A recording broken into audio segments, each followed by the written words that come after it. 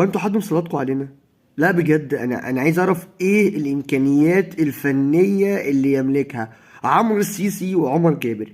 يعني ده بسبب الفقر الكروي اللي احنا بنشوف. الراجل ده ما بيلعبش ولا لقدام ولا بيقطع كوره ولا بيكمل الهجمه. هو بقى في مقوله كده كنت بسمعها زمان كانت مفيده قوي عند واحد اسمه احمد فتحي، اسمه ايه، مجهوده كويس، فكان الراجل بيقدر يدافع كويس جدا، ومن بعده اكرم توفيق.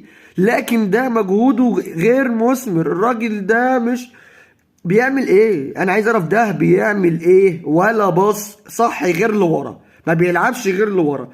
طول ما كان سيف جعفر موجود كان الزمالك بيلعب كره هجوميه، خرج سيف جعفر رجعنا تاني للفار. طب وده ولا بيكمل الهجمه ولا بيدافع كويس ولا اوفر عدل، بيلعب ليه؟ الاتنين دول بيلعبوا ليه؟ مفيش محلل فيكي يا كره الارضيه قال ان الاتنين دول فيهم ميزه تخليهم يلعبوا اساسيين ليه؟